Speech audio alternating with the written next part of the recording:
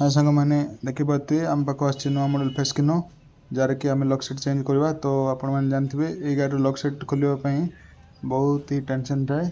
तो आर आगे पूरा सब पार्ट खोलला आप देखिपे पैनल सब साइड कल ये जगह लक सेट देती। तो आपण ये पैनल को मुझे खोली एपरी खोली पारे देखिपारे जपरी खोला खोली एवं आ सहित आसी गोटे केबुल सीट लक लंबा केबुलटा। तो ये सीट लक लंबा केबुल आपण मैंने पूरा गाड़ी आउ खोलिया दरकार ना। ये देखिपे जो चेसिस रे गोटे होल अच्छी ये होल मध्यम से व्हाइट जाइए।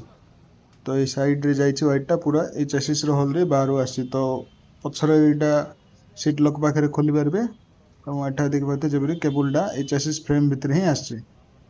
तो आपण मैंने गाड़ी पूरा खोलवा दरकार ना एति खोली आप चेंज करेंगे।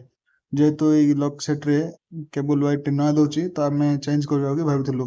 एपरी भी गाड़ी पुराणा हो जाता तो केबुलटा चेंज कले काम भल हम तेणु आम चेंज करदे। तो किसी डर दरकार ना आर तलर प्लाटफर्म किसी काढ़ा पड़नी। आपण मैंने देखिपे ये जो चेसिस रे ही जाइए केबुलटा। तो आपण मैंने कौन टेंशन है दरकार ना ब्लैक टेप साहाଯ୍य आप पुराणा केबुल बांधी झिकी पारे आराम से आसो। गाड़ी की खोलिया खोले ये टाइप किसी खोलिया पड़ता है। देखो सांग मैंने एवं मुझे झिकुची झिकिला देखिए आप पलि आसिले केबुल।